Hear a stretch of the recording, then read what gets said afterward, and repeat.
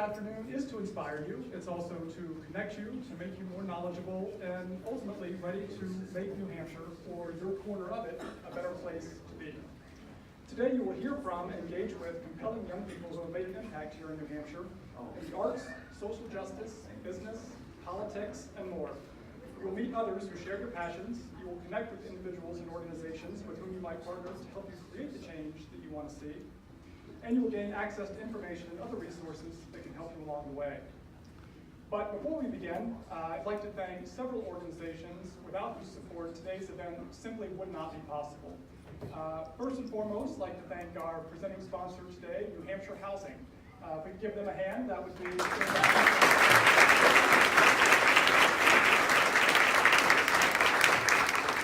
We'd also like to thank a couple of others, including Revision Energy and Dartmouth Hitchcock, who provided these great notebooks at all of your tables for you to take lots of great notes on today.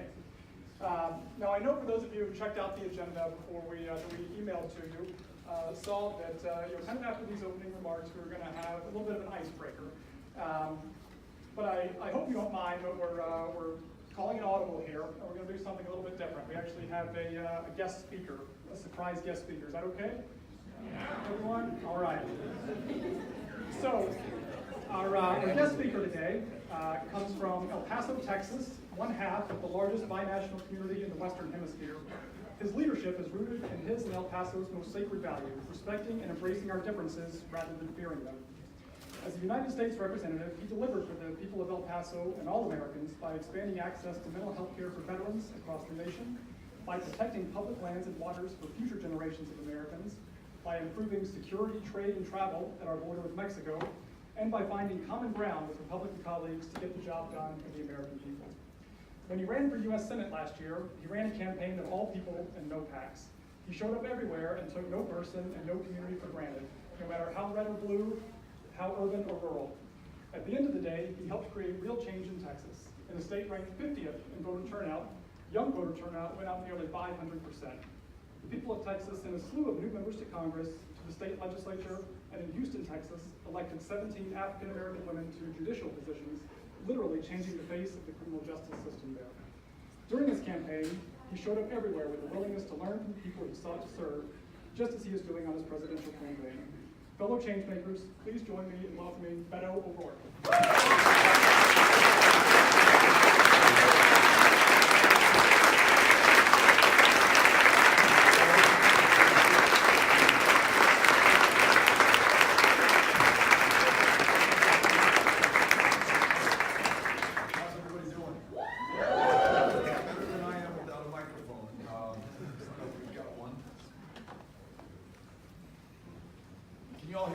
This microphone?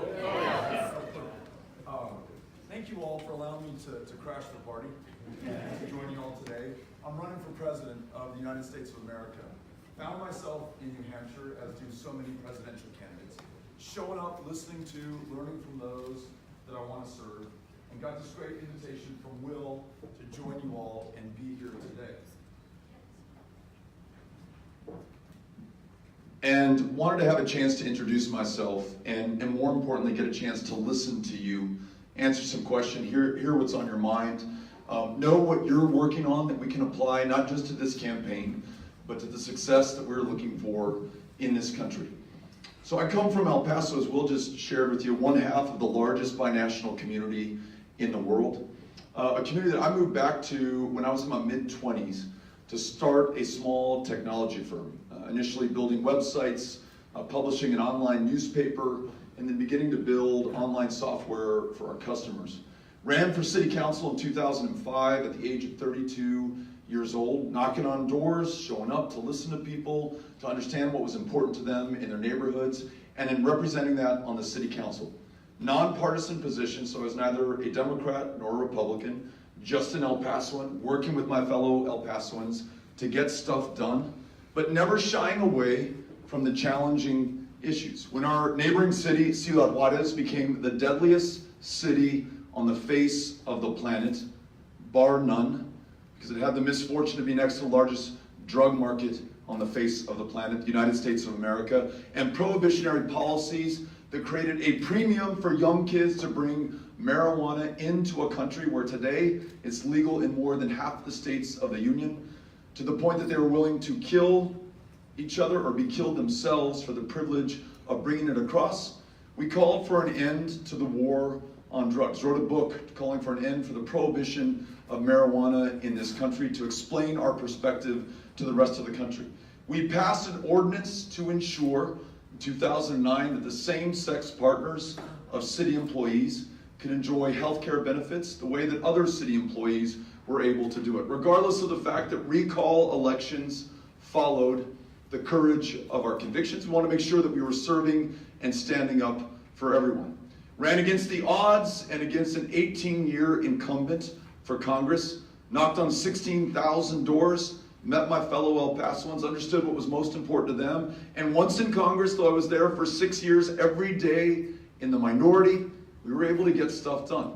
We had the worst wait times in the country to see a mental health care provider for returning veterans who came back from Vietnam 50 years ago to a country that did not understand or appreciate their service, who are coming back tonight from Afghanistan and Iraq and Somalia and Yemen and Libya and Syria, to a country that's not yet prepared to pay for their care. We turned around mental health care in El Paso for veterans, extended those gains nationally to open it up to more returning veterans, and did that by working with Republicans and getting it signed into law by a guy with whom I agree on almost nothing, Donald J. Trump.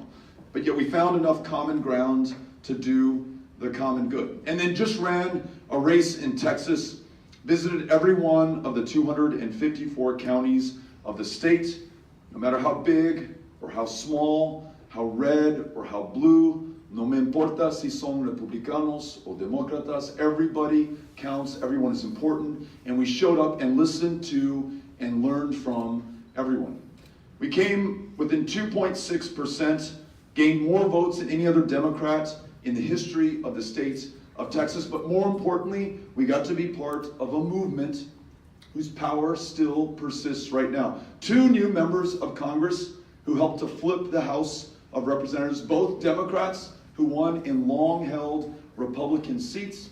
We changed the composition of our state legislature, and 17 African-American women won judicial positions of power and trust in Houston, Texas, the most diverse city in the United States of America, literally changing the face of criminal justice in that community, in our state, and by extension, our country.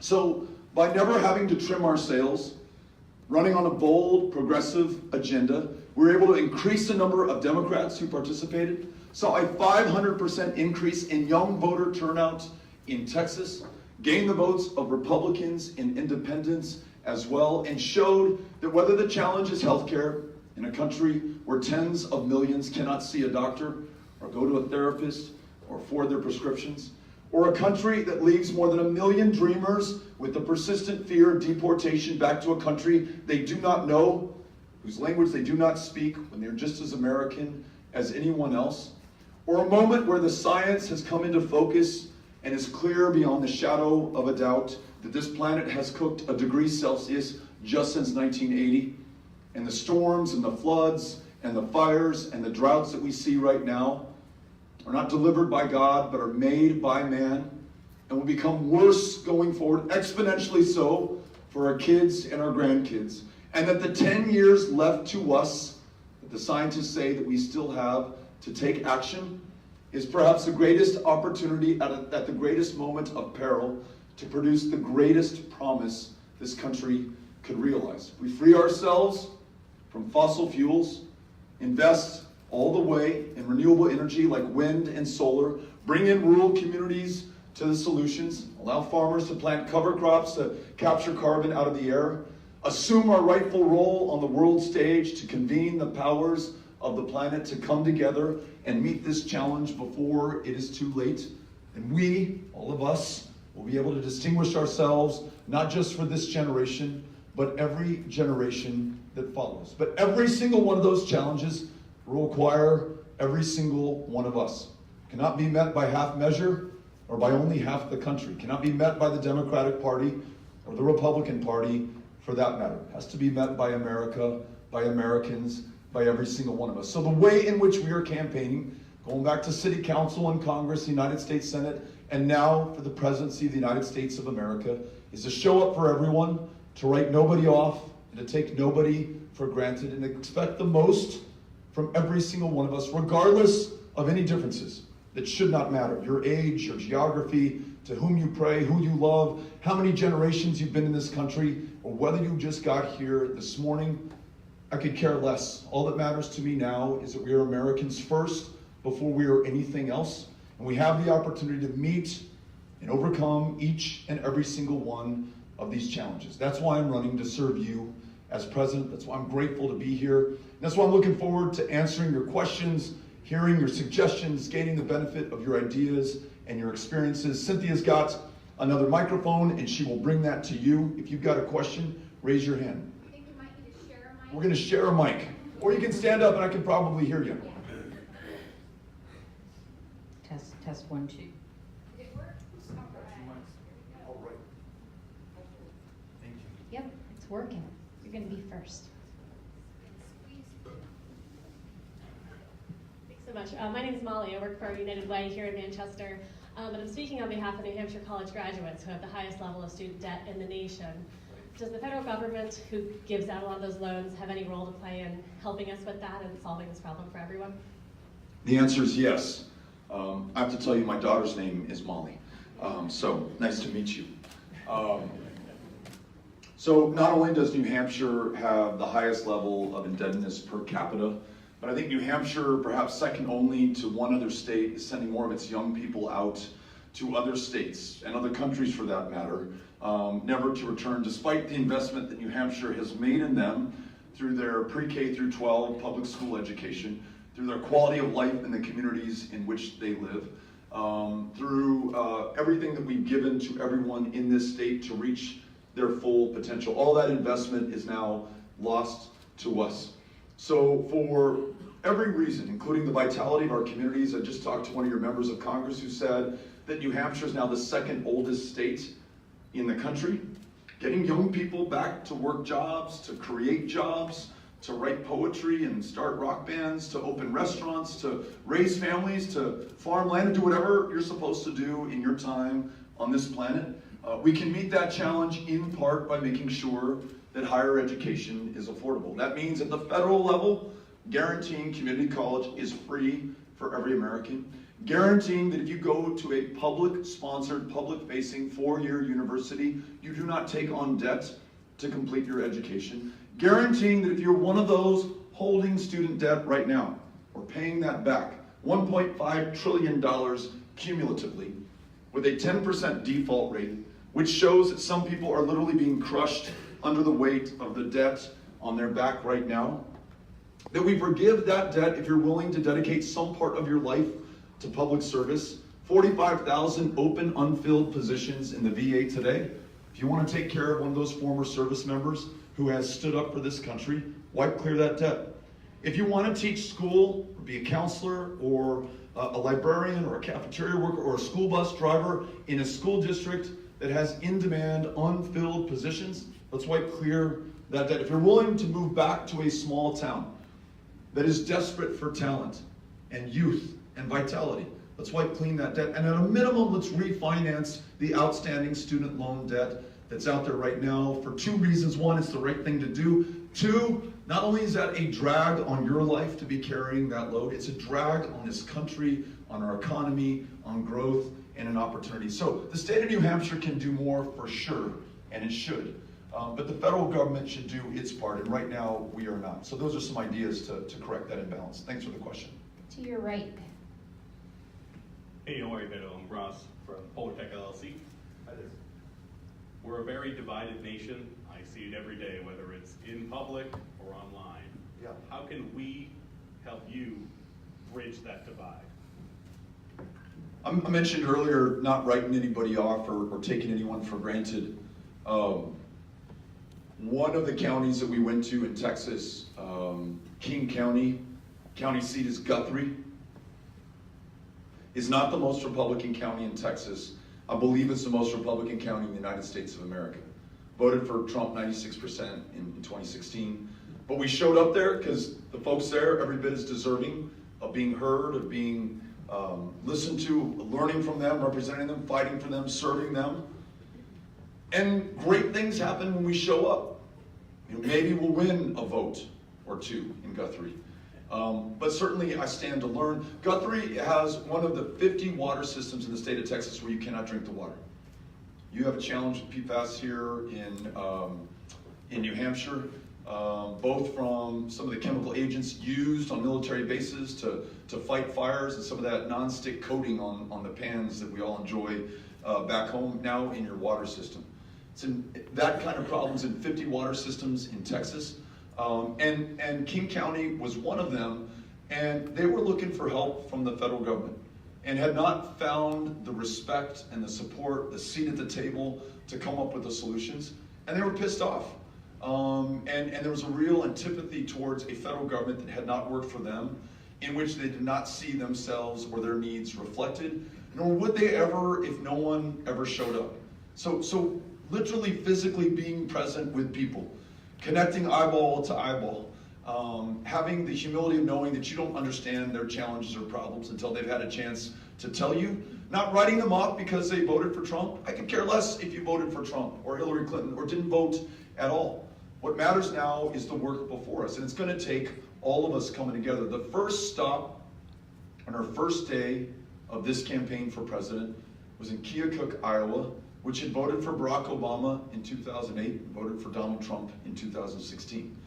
Not to presume anything, we show up and listen to the folks there, and you know what? They're talking about prescription, medication, affordability, the fact that it is not affordable for far too many, even those who have insurance.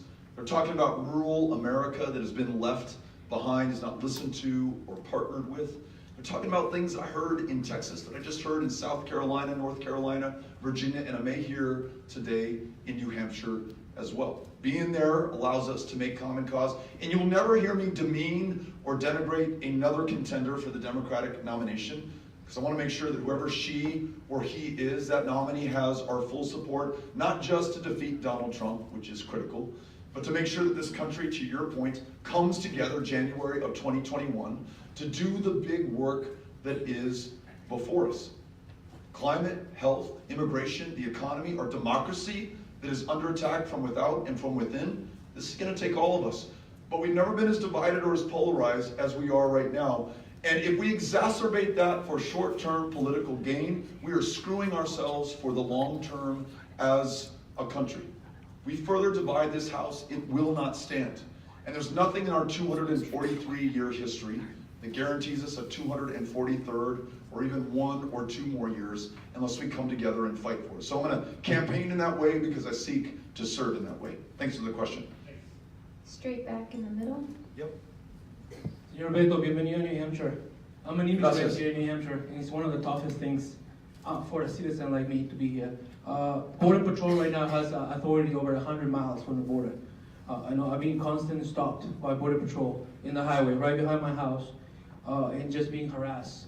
For example, asking me my accent, what is my accent so different? My skin color. They're not even asking me if I'm an American or not, or a US citizen. If you become president of the United States, what will you do to change that? Yeah. Thank you for raising the issue. You may or may not know this, but perhaps it's true along the northern border, but certainly along the southern border, within 100 miles of our connection with the rest of the world, your constitutional rights are suppressed, and in some cases just outright suspended. The ability to stop somebody, perhaps based on the color of their skin, the kind of car that they're driving, to search that car based on the accent with which they speak. You wouldn't think that that would happen within the borders, not at the border of the United States, but it does. For me to leave my hometown of El Paso and go north to Albuquerque, west to LA, east to Austin, Texas, I have to go through a Border Patrol checkpoint, even if I have not been in Mexico for years or the entirety of my life.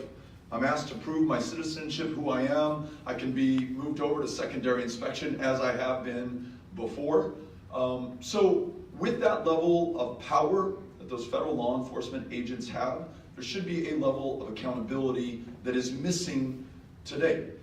When you exacerbate that use of power with a president who has described Mexican immigrants as rapists and criminals, regardless of the fact that they commit crimes at a far lower rate than do those born in this country, who has called asylum seekers from El Salvador and Honduras and Guatemala animals. He's called them an infestation, which is Third Reich language. It's not American Republic language in the year 2019. When he conflates Ilhan Omar, a duly elected member of Congress who happens to be a Muslim, with the terrorists from 9/11, not only does it offend our sensibilities, it changes the practices and policies of the United States of America. Hate crimes up the last 3 years. The mosque in Victoria, Texas burned to the ground on the day that he signed the executive order seeking to ban Muslim travel to the United States of America. And kids in cages. Check this out. 2,000 miles on foot atop a train, if they are lucky, known as the Beast or La Bestia, showing up here because it's the last hope that they have, because they live in the most violent countries on the planet today, and at their most vulnerable, desperate moment, that mother with whom they arrived is deported back to the country she fled. That child is placed in a cage, and that family is, in some cases, functionally separated, perhaps forever. That's us. That's our government. That's the United States of America today. And it follows the language, the culpability, the complicity in the silence of those who do not speak out against it.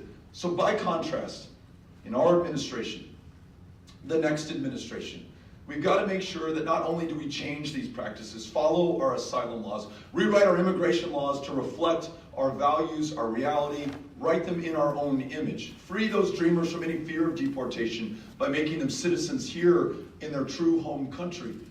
But we also have to talk about one another with the dignity and respect that is inherent to all human beings, certainly to all Americans, and protected by the U.S. Constitution. That's what I plan on doing. Thanks for the question.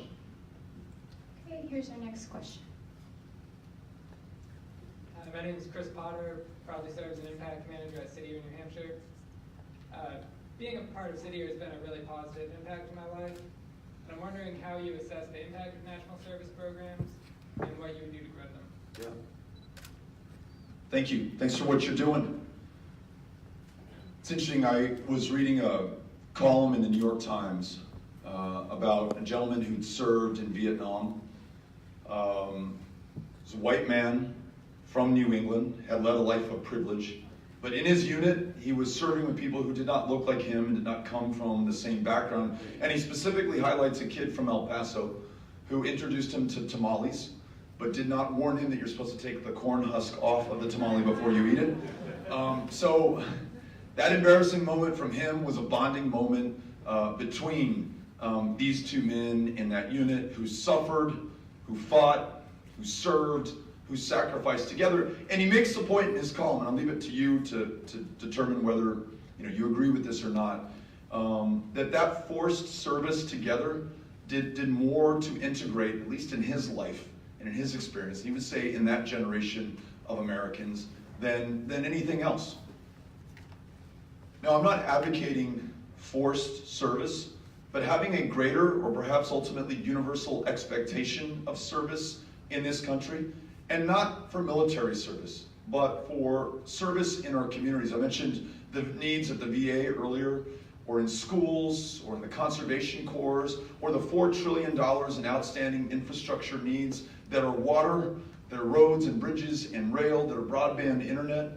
All of the things that we could be doing in this country with greater participation of our fellow Americans. This historic moment of division that was raised earlier, that can be bridged by common experience and common service and common sacrifice. There's a lot that's exciting to me about that. And where we see the greatest lead right now is at the municipal and local and neighborhood level, where people are coming together to serve, who defy some of the partisanship and division and the pettiness in our national politics. So if there is some way to further develop this at the national level, give more young people especially a chance to serve together, especially when they come from different walks of life and different backgrounds, I want to make sure that we have the opportunity to invest in that, to develop it and perhaps to follow your lead based on what you're doing in your community. So if you can, I want to make sure, Cynthia, you share your contact. We'd love to follow up with you on this. Thanks for raising the issue. Okay, and this is going to be our last question because I know you're getting back to your program after this. Hi, my name is Connor Spurn. I work for ServPro, but I also, a lot of my free time is working in the homeless community in and around Concord. First of all, I just want to say I'm also from Texas, so yeehaw. College Station. Right on. Yeah, so I guess my question is, I'm sure you know that New Hampshire has a severe opioid problem. Yeah. And I'm wondering if you have any opinions or plans on as far as the overprescription of opioid medication, and on the other side of that, what your plans are for combating that on the mental health side of things. Yeah. And especially New Hampshire, for mental health, we're kind of lacking in that department, as well as affordable housing. And I think that also could apply to alcohol abuse. So I'm just wondering maybe what your thoughts are on that. Yeah. All of this is connected. You have a criminal justice system in this country that imprisons more people than any other country on the face of the planet per capita, disproportionately of color. Too many there for non-violent drug crimes, including possession of marijuana, which is legal or decriminalized or medicinalized in most states of the Union. And Americans of all races use marijuana at the same rate. But disproportionately, African Americans are stopped or frisked or arrested, are convicted or jailed, or upon release forced to check a box in every employment application form, meaning they're not going to get the job or less likely to get the job, no longer qualify for federally sponsored student loans. This is a choice that this country has made to, in some effect, criminalize some communities. And as we know, it's not new. You follow the path of this country after Reconstruction. This is exactly what we have been doing from one generation to the next. At the same time, you have a company, Purdue Pharma, that has sold something far more dangerous than marijuana. Marijuana you will not become addicted to, you will not overdose from, you will not die from. People buying heroin on the street, people dying of opioid overdoses, in almost every instance began with a legally prescribed medication that was sold to prescribers and doctors by Purdue Pharma as a miracle pain-killing drug that did not have addictive properties, though it turns out it looks like the executives knew something to the contrary.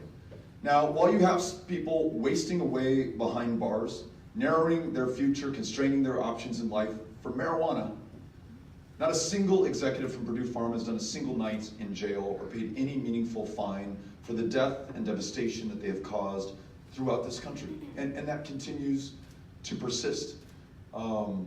Meeting a veteran in El Paso who stood up at a town hall like this, told me he's buying heroin on the street. He was prescribed an opioid at the VA. The VA, by the way, which cannot prescribe medicinal cannabis to him by law. Many VA doctors want to be able to do that, so they don't prescribe opioids. A VA that cut him off once he became addicted and provided no alternative therapy. That guy's not a criminal, should not go to jail. He needs help, long-term commitment and recovery, get back on his feet, get back on his path, live the life he was supposed to live. You mentioned housing in the northern part of the state, tourist destination, lots of people want to go there. We need a lot of people to serve those tourists who are getting paid sub-minimal wages or substandard wages, who are driving hours because they cannot afford housing in that area to serve those who have more than enough income to spend on these discretionary vacations. So what if we invested in housing, but made it somewhat conditional on inclusionary zoning, saying that you have to allow people who work in your community to live in your community? You can't just have wealthy places for wealthy people. We got to include everybody. What if you expanded the Section 8 program to make the most of the capacity in the private market today to ensure that people aren't paying 50 or 80% of their income on housing, which is what they are doing?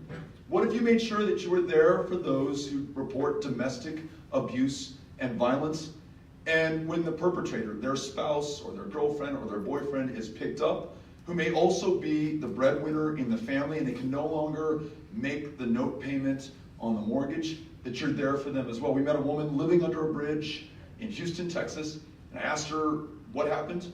She told me that she reported her husband lost their house, was living under a bridge and was waiting until she passed her 12th month after the bridge, because 12th month and 1 day she qualifies for assistance from her community and from the state.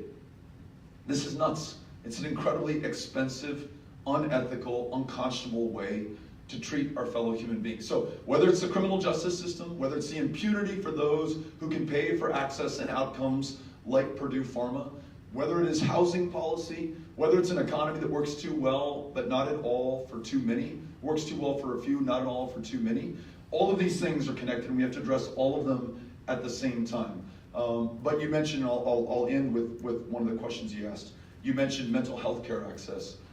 In Texas, I don't know how it is in New Hampshire, the largest provider of mental health care services is the county jail system. So you have people who are getting arrested on purpose to treat schizophrenia or bipolar disorder. I shared that story in New Hampshire our last visit 3 weeks ago, and in the room was a mental health care provider. He said, I just took care of a guy who threw a chair through a window at a restaurant to get arrested so he could receive treatment. Universal guaranteed high quality health care for every American sounds like it might be an expensive proposition to some. It's a hell of a lot cheaper than forcing people to get their care in jail or an emergency room or under a bridge or buying drugs off the street or not getting any care at all. So all of these things are connected, as you know. We've got to address all of them in whole. We cannot address any one of them singularly, or we will leave far too many millions out of the solution. Thanks for asking the question. Appreciate it. Was that the, yes, Will, thank you. Thank you all for allowing us to come in.